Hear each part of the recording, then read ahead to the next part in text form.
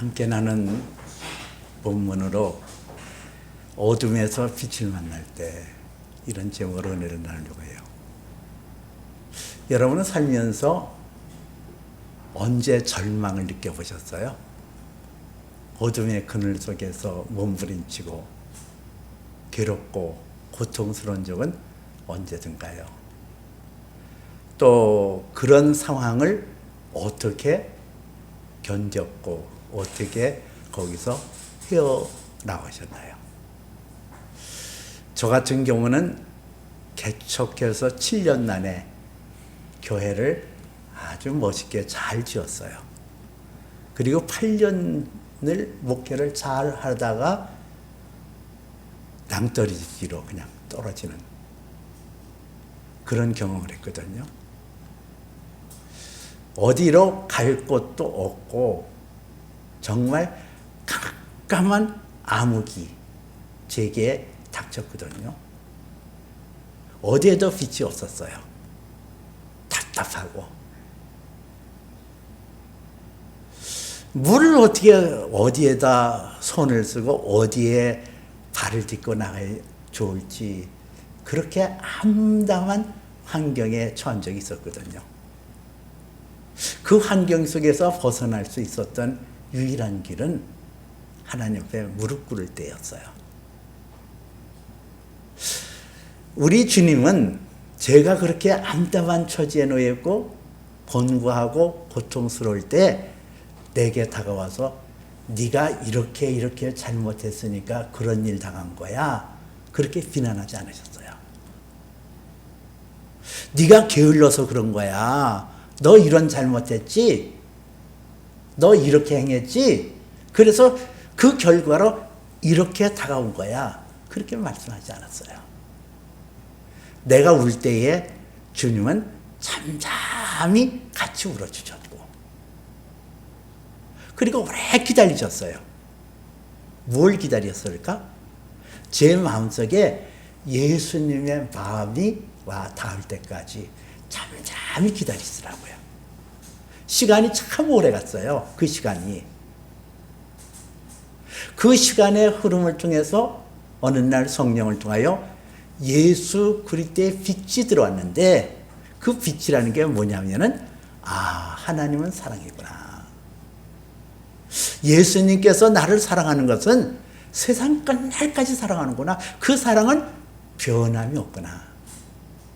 그 예수 그리스도 안에 담겨져 있는 하나님의 영원토록 빛나는 그 사랑이 제 마음속에 비춰올 때 비로소 저는 어둠에 암담하고 곤고한 환경에도 벗어날 수 있었거든요. 이 성경은 바로 그것을 가르쳐주고 있어요. 어둠에서 빛이 비치면 그 어둠이 이기지 못하고 내게서 떠나고 내 환경이 변화된다. 이걸 가르쳐주고 있거든요. 지난 시간에도 함께 마가복음 6장 48절에 있는 말씀을 나눴죠. 바람이 거슬림에 제자들이 힘겹게 노젓는 것을 보시고 밤 사경쯤 바다 위로 걸어오사 그들에게 가사 지나려고 하실 때, 이렇게 나오잖아요. 여기에 밤사경이라는 단어가 나와요. 밤사경. 유대인들은 보통 낮과 밤을 나누는데 밤을 저녁 6시부터 다음날 동트는 새벽 6시까지를 밤이라 이렇게 규정했거든요. 근데 그 밤을 사경으로 나눴단 말이에요. 3시간 단위로 1경은 오후 6시부터 오후 9시까지, 2경은 9시부터 12시까지, 3경은 12시부터 3시까지, 4경은 3시부터 6시까지 이렇게 정했어요. 그러니까 이 사경이라는 것은 가장 어두운 환경이거든요. 가장 어두운 환경. 그 사경이 의미하는 것은 사람의 지식도 지혜도 경험도 노력도 다 쓸모없는 그런 아주 암담하게 그저없는 캄캄한 밤을 사경이라 이렇게 영적 의미를 알 수가 있어요. 그 사경, 밤은 깊어지고 빛은 전혀 보이지 않는 그 상황 속에서 예수 그리스도께서는 바다 위로 걸어오사 그들에게 가사 지나가려고 이렇게 나오잖아요. 바로 그 깜깜하고 암담하고 곤고한 환경 속에서 예수님이 찾아오셨다는 거예요. 오늘 예수님께서는 게네사렛 호수라고도 하고 갈릴리 호수라고 하는 지역에서 하나님의 그 사역을 감당하셨거든요. 주로 예수님께서는 이 갈릴리 호수라고도 하고 게네사렛 호수라고도 하고 또 바다라고도 하는 이 지역에서 사역하셨어요. 이 게네사렛 호수는 그 세로가 북쪽에서부터 남쪽까지 있는 세로가 21km, 그리고 가장 길게 놓여 있는 가로를 14km, 그리고 그 둘레가 50km. 그러니까 적지 않은 호수라는 거예요. 유대인들은 넓은 호수를 보통 바다라 이렇게 지칭했거든요. 근데 예수님께서 왜 꼭 그 게네사렛 그 호수 바닷가를 중심으로 해서 사역했을까? 거기에 어떤 상징적인 의미를 보여주는 것 같아요. 예수님의 마음이 넓고 깊다는 것을 보여주고 있잖아요. 그래요. 예수님은 아주 귀한 그런 그 마음을 가지고 있어요. 그 넘치는 사랑, 넘치는 은혜, 넘치는 축복을 그 안에 다 지니고 계시는 그분이거든요. 그래서 시편에서는 너희가 모든 경건한 자마다 주를 만난 만한 기회를 얻어서 주께 기도할지니라. 진실로 홍수가 범람할지라도 그에게 미치지 못하리라 하는 시편에 나와 있는 말씀이 있어요. 여러분, 우리가 이게 암담한 환경, 때로는 그 뭐 하나 손에 잡을 것도 없고 어떻게 해볼 수도 없는 그런 환경 속에서 주를 만날 만한 기회를 얻어서 주께 기도할지니라. 이 기도하라는 사인이에요. 어둠의 환경, 답답한 환경, 공부한 환경, 나는 뭐 어쩔 수 없는 거야. 그렇게 물러가는 게 아니라 거기서 하나님 앞에 나와 기도하라는 거예요. 기도할 때 삼지사방에서 그냥 차고 넘치는 홍수가 범람하고 홍수에 의해서 다 떠내려갈 것 같은 그런 것이라도 그에게 미치지 아니하도록 보호하시고 인도하신다는 거예요. 오늘 55절 이 마가복음 6장 55절에도 그렇게 나오잖아요. 예수님이 들어가시는 그 지방이나 도시나 마을에서 병자를 시장에 놓고 예수께 그의 옷가에라도 만져 손대시기를 간구하며 손을 대는 자는 다 성함을 얻었다라 그러잖아요. 그 사람들이 예수의 소문을 들은 거예요. 예수의 소문을 듣고 그 예수께서 가시는 곳에 와서 그것이 지방이든지 도시든지 마을이든지 상관하지 않고 사람들의 왕래가 많아지고 예수님이 오실 수 있는 그 길목에는 그 병자를 거기다가 놓고는 그 예수께서 그의 옷가에라도 손을 대게 하시도록 간구했다 그랬거든요. 그 손을 대는 자마다 다 성함을 받았더라. 성함을 얻었더라. 그렇게 나와요. 여러분, 여기서 이 병자, 집안에 병자 있다는 게 얼마나 거슬리고 얼마나 참 당황스럽고 얼마나 그 환난 속에 있는 거예요. 근데 그 병자를 고치기 위해서 이 사람들이 그 예수가 계신 곳을 찾아서 부지런히 다녔음을 성경은 말씀하고 있거든요. 이거죠. 우리가 어떤 시련을 당하고 환난을 당하고 어둠에 처하고 절망의 환경 속에서 어쩔 수 없이 나는 내 운명인걸 그러는 게 아니라 여기서 예수가 있는 곳으로 기회를 만날 때를 찾아서 그에게 나가는 것이 중요하다는 거예요. 오늘 성경에서는 바로 이 어둠에서 빛을 만나는 시기가 있어요. 기회가 있어요. 어떤 기회냐? 세 가지로 말씀드리려고 그러거든요. 첫째는 죄의 깊이를 더할 때 예수님의 빛을 만날 수 있어요. 두 번째는 아주 절망의 깊이 속에서 예수님의 빛을 만날 수 있어요. 세 번째는 고립되고 고독하고 외로울 때 예수님의 빛을 만날 수 있어요. 오늘 이 세 가지 주제로 여러분과 함께 은혜를 나누려고 합니다. 첫째는 죄의 깊이를 더할 때에 예수님의 빛을 만날 수 있어요. 오늘 여기 성경에 나와 있는 이 병자들, 이 병자들이 예수님에 대해서 잘 알았고 믿었을까요? 아니에요. 예수님이 하나님의 아들로 이 땅에 오셨고 그분이 나의 죄의 문제를 해결해 주시고 나를 사망에서 건져 주실 유일한 분이다. 이런 신앙 고백 있는 분들 흔하지 않았을 거예요. 그럼에도 불구하고 예수님께로 나갈 때에 저들이 성함을 얻었더라. 그렇게 얘기를 하거든요. 자, 이 사람들이 나가서 병에서 고침을 받을 수 있어요. 그러나 정말 예수를 만나서 얻어야 될 것은 구원이잖아요. 영원 구원이잖아요.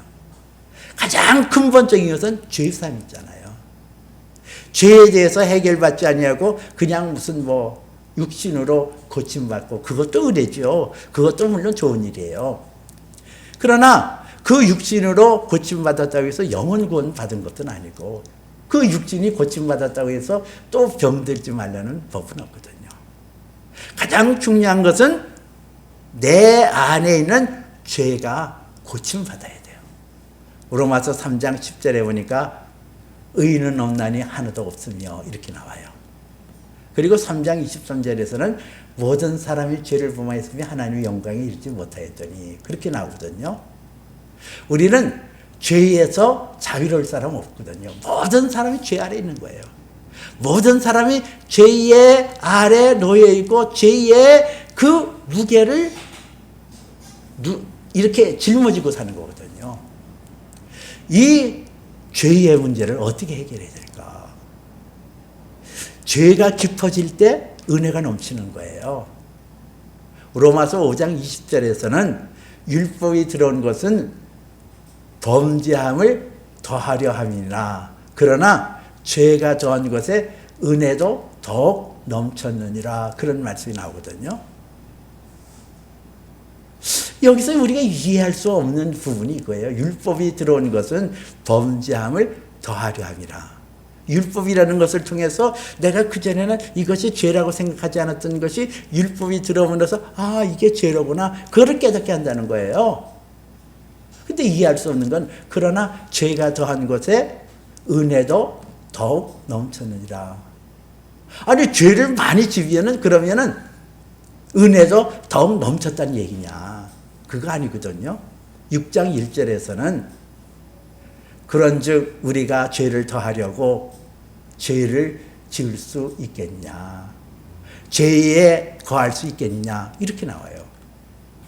그래. 죄가 더한 것에 은혜도 더욱 넘쳤으니까 내가 죄를 일부러 지고 은혜를 많이 받아. 그게 아니라 이 성경에서 가르쳐주는 진리의 말씀은 죄가 깊이 깨달아지면 깨달아질수록 마치도 이 집안에 먼지가 없는 것 같은데 강렬한 햇빛이 비치면 먼지가 둥둥둥둥 떠다니면서 여기가 참 이렇구나 하는 것을 아는 것처럼 우리가 예수를 믿어서 성령의 비춤을 받고 성령 안에서 나의 죄가 하나씩 드러나는데 그전에는 내가 괜찮고 그전에는 도덕적으로 윤리적으로 내가 괜찮은 사람이라고 생각했는데 하나님의 성령과 하나님의 말씀에 비춰보니까 내가 오호라 공고한 사람이로다 누가 이 사망에서 나를 건져내 주리 하는 바울 사도의 고백처럼 죄가 더한 것에 죄가 깨달으면 깨달을수록 죄가 깊이에 들어가면 들어갈 수 있도록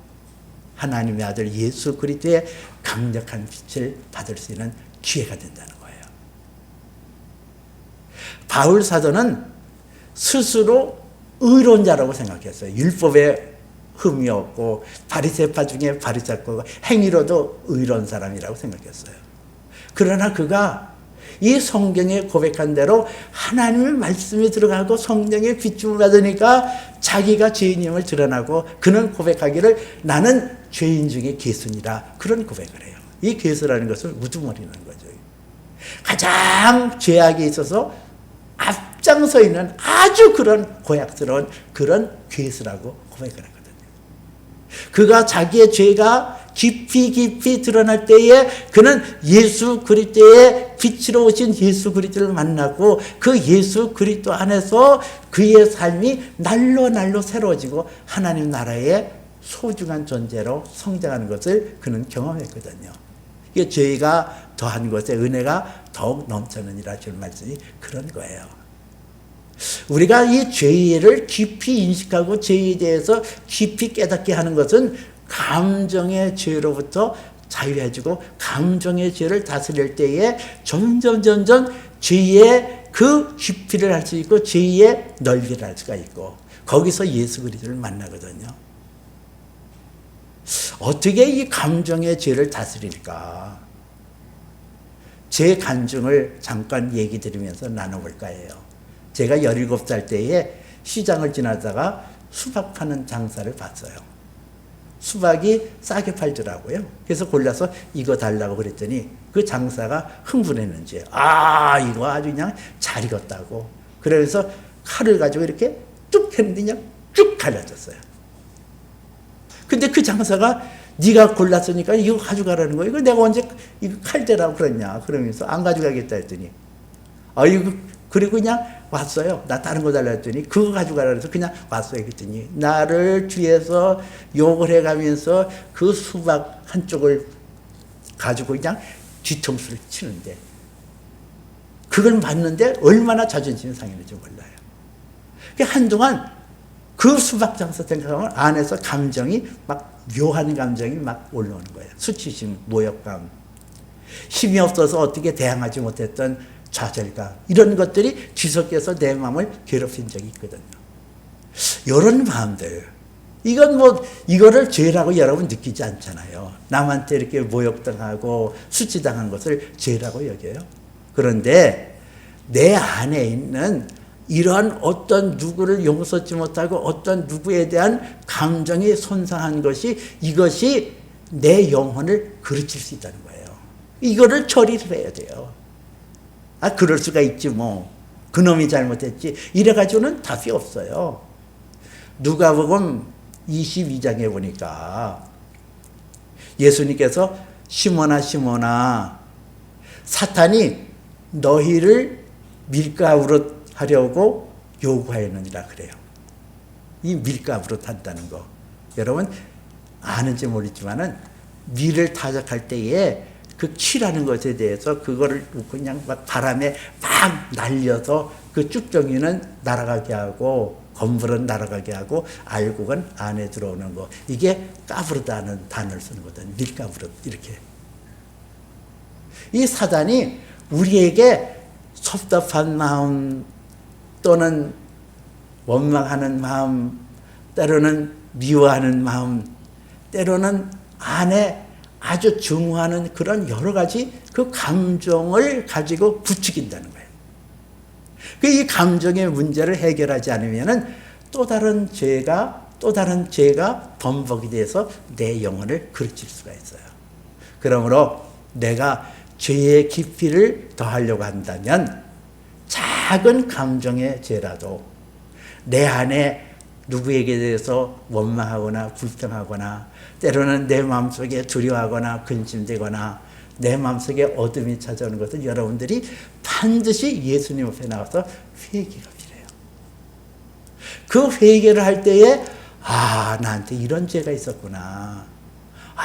이런 죄가 있었네. 이 죄가 내 안에서 깨달아지고 또 그것이 하나님 앞에 나와서 회개함으로 예수 그리스도의 밝은 빛 나의 죄를 용서하기 위하여 십자가에 못 박히셨던 그 예수 그리스도의 사랑과 그 십자가의 능력을 체험하는 놀라운 은혜를 갖는다는 거예요. 두 번째는 이 깊은 좌절, 깊은 절망 속에 빠질 때에 우리는 예수 그리스도의 밝은 빛을 만날 수 있어요. 오늘 여기 성경에 보니까 그 온 지방에 예수께서 어디 계시다는 말을 듣는 대로 병자를 침상채로 메고 나오니라 하는 말씀이 있잖아요. 그 온 지방을 달려 돌아다니며 예수께서 어디 계시다는 말을 듣는 대로 병자를 침상채로 메고 오느니라. 그런 말씀이 나와요. 56절에 나오잖아요. 누가복음 6장 56절에. 자, 여기서 이게 온 지방을 달려 돌아다니며 그냥 이게 뭐 희망이 없는 거예요. 당시에 무슨 뭐 의사가 많은 것도 아니고 약이 발달한 것도 아니고 병이 생기면은 참 속수무책인 경우가 참 많거든요. 또 가난한 사람들은 더더욱 그랬고요. 그러니까는 그 예수에게 길이 있고 예수에게 해답이 있다고 그러니까는 달려 돌아 막 부지런히 막 찾아다니는 거예요. 예수께서 어디 계시다는 말만 들으면은 그곳으로 가서 그냥 이 열심히 있는 모습을 보잖아요. 병자를 침상채로 메어오니라 그러거든. 근데 그 병자를 메고 오는 사람들이나 그 침상에 꼼짝없이 누워있는 사람이나 다 이 절망 속에 있는 거거든요. 깊은 수렁 속에 빠져 있는 거거든요. 아예 누군 병 들고 싶어서 병 드는 거예요. 근데 그 가운데서 그냥 막 어찌할 수 없는 이 모습들. 시편에 보니까는 기가 막힐 웅덩이와 수렁에서 나를 기가 막힐 수렁과 웅덩이에서 끌어올리셔서 내 발을 반석이 되사 내 걸음을 견고하게 하셨도다 하는 시편에 나오는 말씀이 있거든요. 자, 이것이 기가 막힌 웅덩이에요. 아, 병자가 생겼다. 이게 기가 막힌 웅덩이에요. 깊은 수렁이에요. 이 참참이잖아요. 그냥 침상에 누워서 뭐 걷지도 못하고 어떻게 해볼 수도 없는 그게 깊은 수렁 아니에요? 기가 막힌 웅덩이 아니에요? 근데 바로 그 깊은 수렁에 기가 막힌 웅덩이에 거기서 빛으로 오신 예수님이 그들을 고치신다는 거예요.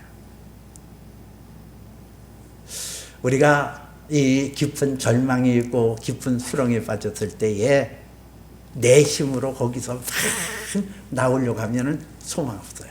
그게 늪이에요. 그럴 때는 나의 노력과 나의 애씀을 다 멈추고 주만 바라보지라 그러잖아요. 주만 바라봐야 돼.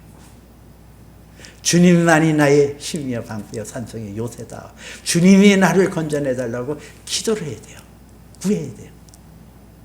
그래야 그때에 그 절망의 환경, 깊은 수렁에서 나를 건져 올리시려고 주님이 빛으로 다가오셔서 거기서 건져서 내 갈 길을 가게 하고 나에게 평강을 주시고 은혜를 주시거든요.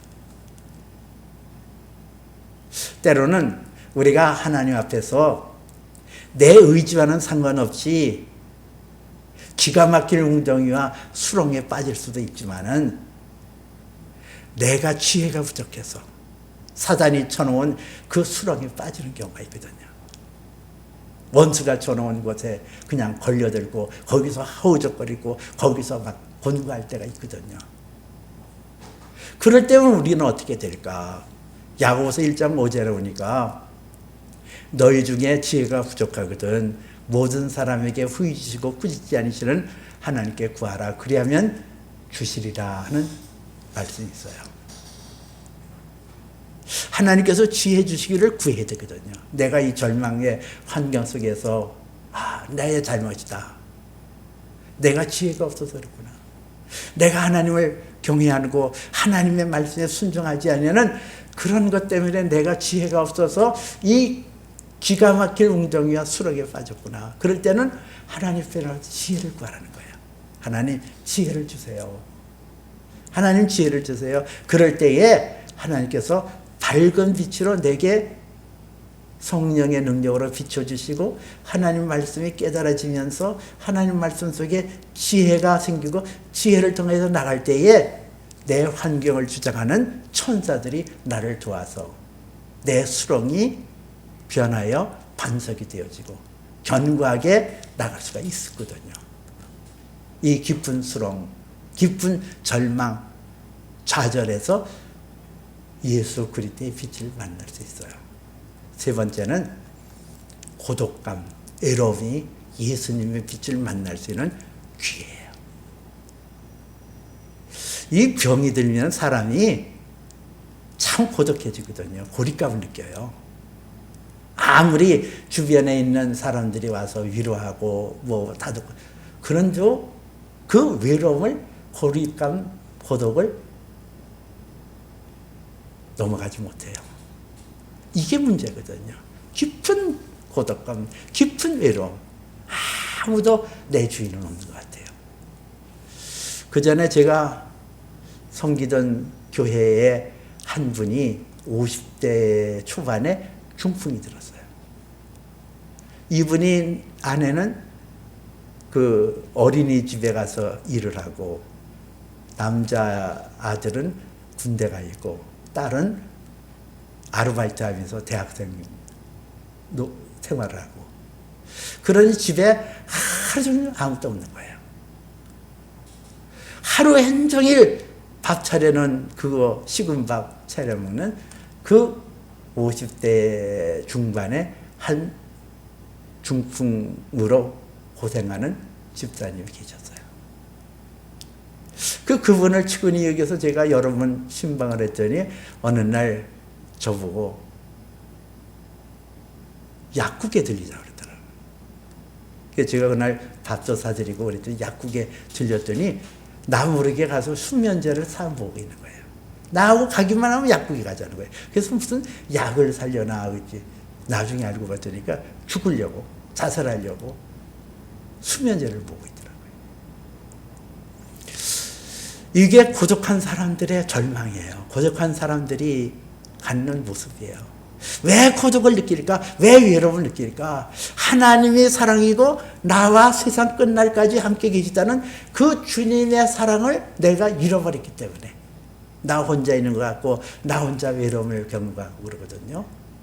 여러분, 이 외로움에서 벗어날 수 있는 그 외로움이 내가 이렇게 오고 고독감이 온다는 것은 주님의 빛으로 내게 다가오고 계시다는 징조거든요.